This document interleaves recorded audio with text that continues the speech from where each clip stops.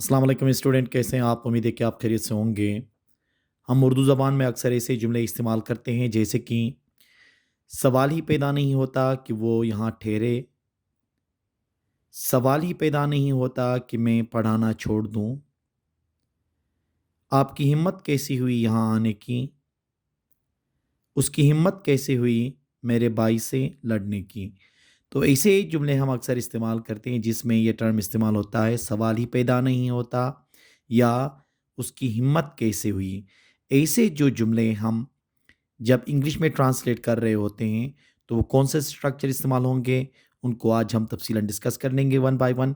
इस लेक्चर में हम दो इम्पोर्टेंट स्ट्रक्चर्स डिस्कस कर लेंगे जिसमें सवाल ही पैदा नहीं है और उसकी हिम्मत कैसे हुई, इनको ट्रांसलेट करने के लिए हम इस्तेमाल कर लेंगे। तो आइए शुरू कर लेते हैं लेक्चर। पहला स्ट्रक्चर है हमारे पास, सवाल ही पैदा नहीं होता। इसको अंग्रेजी में कैसे ट्रांसलेट करेंगे? देखें, नो वे या नो क्वेश्चन अबाउट इट, ये इस्तेमाल होगा किस चीज़ के लिए? सवाल ही पैदा नहीं होता कहने के लिए। इसका जो फार्मूला बनेगा, नो वे या नो क्वेश्चन अबाउट इट, इसके बाद डेट लगाएंगे, फिर उसके बाद सेंटेंस आएगा। जैसे कि सवाल ही पैदा नहीं होता कि वो यहाँ ठहरे, सवाल ही पैदा नहीं होता कि वो यहाँ ठहरे, no way that he stays here, no way that he stays here. इसको हम इस तरह से भी कह सकते हैं, no question about it that he stays here, no question about it that he stays here. No way इस्तेमाल करें या नो क्वेश्चन अबाउट इट इस्तेमाल करें, दोनों का मतलब है सवाल ही पैदा नहीं होता। सवाल ही पैदा नहीं होता कि मैं पढ़ाना छोड़ दूं, सवाल ही पैदा नहीं होता कि मैं पढ़ाना छोड़ दूं, no way that I stop teaching, no way that I stop teaching. सवाल ही पैदा नहीं होता कि मैं वहाँ जाऊँ, सवाल ही पैदा नहीं होता कि मैं वहाँ जाऊँ, no way that I go there, no way that I go there. सवाल ही पैदा नहीं होता कि वो मुझसे आपके बारे में पूछें, सवाल ही पैदा नहीं होता कि वो मुझसे आपके बारे में पूछे, no way that he asks me about you, no way that he asks me about you. इसको हम इस तरह से भी कह सकते हैं, no question about it that he asks me about you. तो सवाल ही पैदा नहीं होता को ट्रांसलेट करने के लिए जो स्ट्रक्चर इस्तेमाल होगा वो होगा हमारे पास, या तो नो वे से करेंगे या नो क्वेश्चन अबाउट इट से इसको ट्रांसलेट करेंगे।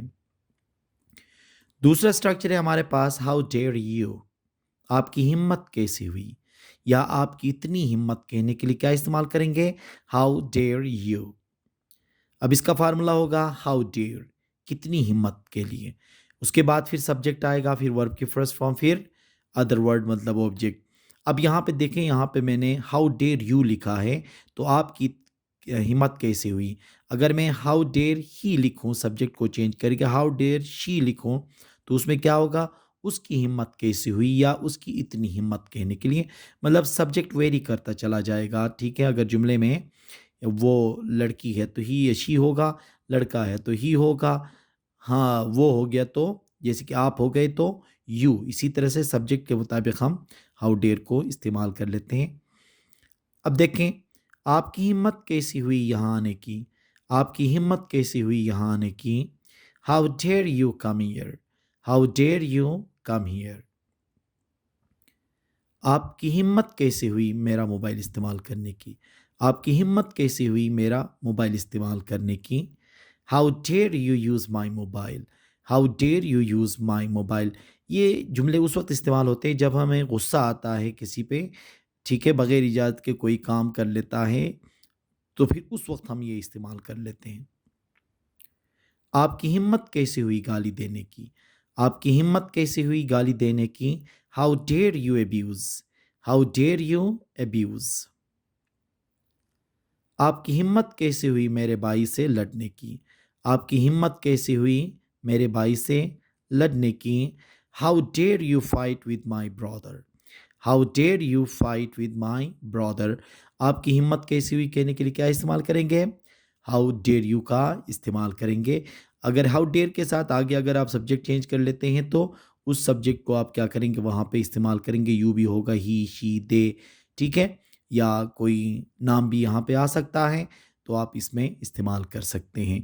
तो ये 2 इम्पोर्टेंट स्ट्रक्चर थे जो आज हमने डिस्कस कर लिए और वो हमारे डेली लाइफ में बहुत ज़्यादा इस्तेमाल होते हैं।